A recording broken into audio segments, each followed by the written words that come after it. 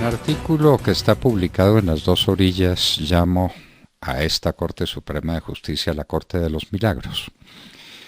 Desde luego que un entendido en literatura, que ya son tan pocos a la altura de nuestro tiempo, recordará la obra singular de don Ramón del Valle Inclán, que se llama así, la Corte de los Milagros. Lo digo antes de que se me haga la acusación de robarme el nombre de una obra o de una circunstancia tomada a la ligera de la obra magnífica, extraordinaria, estupenda de Ramón del Valle Inclán, el Marqués de Bradomín. Pues bueno, esta corte es la Corte de los Milagros, lo decía. ¿Y por qué es la Corte de los Milagros? Muy sencillo.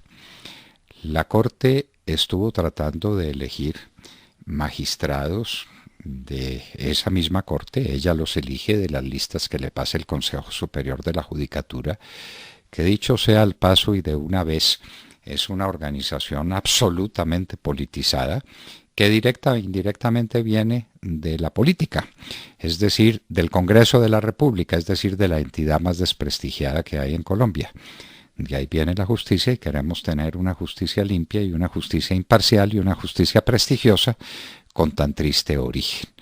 Por eso, cuando tuvimos el honor de presentar un proyecto de ley de reforma a la Administración de Justicia, lo primero que hicimos fue liberarla precisamente del yugo de la política, hacer una justicia como debe ser, una justicia para administrar la justicia y no para aprovecharse de ella en beneficio político o de cualquier otro orden.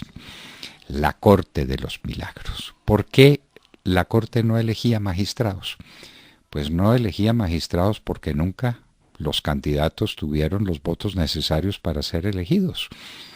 Porque de acuerdo al reglamento de la propia Corte, se necesitaba para ello, y se siguen necesitando, las 2/3 partes de los miembros de la corporación, que como son 23, necesitaban 16 votos y nadie nunca obtuvo 16 votos. Y los magistrados se fueron yendo uno por uno. Algunos por vencimiento de sus periodos que están constitucionalmente previstos, periodos que son personales, y los otros porque pasaban de magistrados a ser investigados por la justicia por el famoso cartel de la toga, es decir, porque eran los pícaros. Por una razón o por otra se fue desintegrando la Corte y la Corte no encontraba cómo llegar a esa cota de los 16 miembros para elegir magistrados. Por ninguna parte. No, nunca nadie tuvo 16 votos. Pues la Corte se fue contrayendo y contrayendo hasta que llegó precisamente a ese número fatídico de 16 personas. Necesitaba 16 votos, es decir, manifestación unánime para tomar una decisión importante, porque según el reglamento regía y sigue rigiendo para la Corte el principio de la mayoría absoluta de las 2/3 partes. No era posible y no fue posible y repitieron votaciones una y otra vez, llegaron al milagro de elegir fiscal general de la nación, a quien hoy ostenta esa condición con los 16 votos. Antes en algunas vueltas había llegado a 14 votos y no le alcanzaba porque se necesitaban 16, eso estaba claro. Pues de los 16 se fue uno de los magistrados. Dicho sea al paso, uno de los magistrados más eminentes, más juiciosos, más juristas de los que componen la Corte, que los hay varios, por fortuna. Desgraciadamente no logran conformar una mayoría, porque la mayoría ha ido quedando en manos de los aprovechadores del Poder Judicial para sus apetitos personales. Pues bien, llegó la hora de partida del magistrado Ariel Salazar, a quien presionaron, y presionaron de qué manera, para que contribuyera a conformar una unanimidad que permitiera la elección de presidente, vicepresidente de las Cortes, que no lo tienen hoy, seguramente lo eligen. Hoy no importa, ya lo eligen de cualquier manera y con cualquier mayoría, eso no tiene significación. Y la elección de los magistrados que llenaran las vacantes de los que se habían ido o por vencimiento del periodo o para atender los reclamos de la justicia porque vendían las sentencias por dinero. Entonces, ¿qué pasó? Se fue el magistrado y quedaron 15. ¿Qué sucedía? Que la Corte no podía tomar ninguna decisión. La Corte misma se neutralizó. La Corte dejó de ser fecunda, dejó de producir.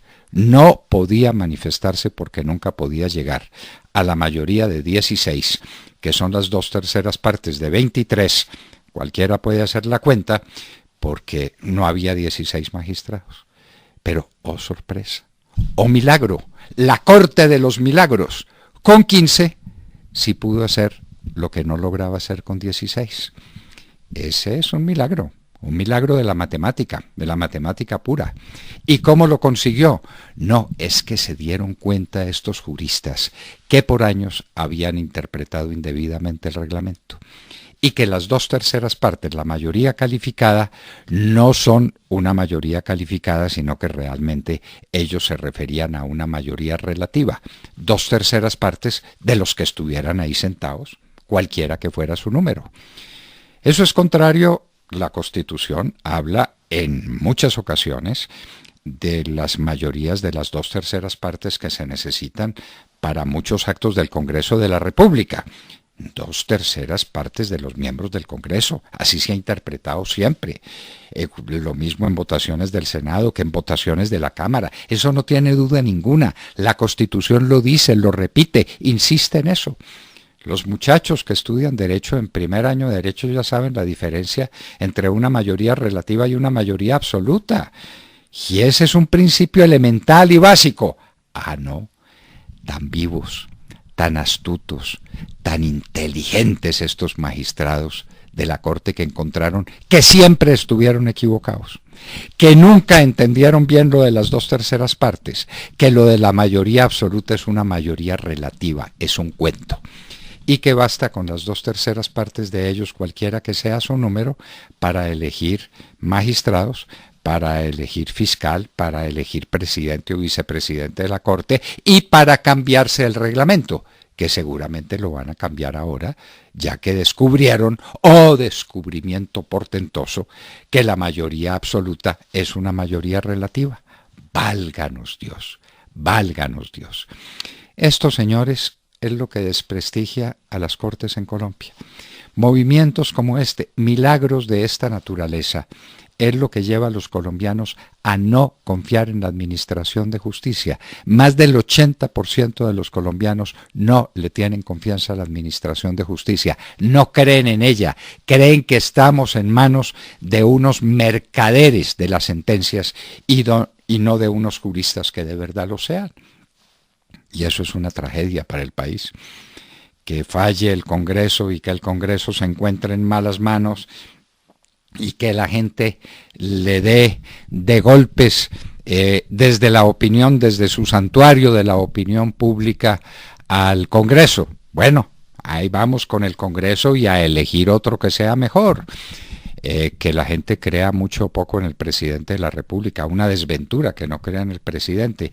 Pero hay presidentes desprestigiados, han logrado terminar su periodo, pero cortes desprestigiadas, cortes que no lo sean de veras, cortes de los milagros como estas que tenemos, porque la Corte Constitucional no es mucho mejor. La Corte Constitucional se ha rendido a quien la nombró, es decir, a quien designó los candidatos y a quien intrigó en el Parlamento para que nombraran a unos sujetos de pobrísima condición jurídica, de elementales condiciones, como magistrados de la Corte Constitucional. Inclusive algunos, como nos lo dijo el doctor Nilson Pinilla, de muy bajos principios morales, como el actual presidente de la Corte Constitucional. Señores, las Cortes de los Milagros. Esta Corte Constitucional, la de los milagros, es posible que diga esta semana que bien podemos proceder a matar a los niños por nacer, porque no hay problema. Y no hay problema porque es progresista, progresismo puro, matar a los niños por nacer. Y eso lo va a decir la Corte Constitucional con toda seguridad, por instigación o por proposición o por ponencia que presente el magistrado Linares, uno de esos magistrados que llegaron a esa condición, no se explica uno cómo, ni por dónde, ni de qué manera. Ah, es que eran los candidatos de Santos, de Juan Manuel Santos. Y Juan Manuel Santos sigue siendo el dueño del Poder Judicial en Colombia. Y lo hace ver cuando estuvo en la Corte defendiendo un parecer sobre uno de los temas en que la Corte tiene obstruido todo el desarrollo de la nación. Se fue a almorzar con sus amigotes y no tuvo empacho, no tuvo vergüenza.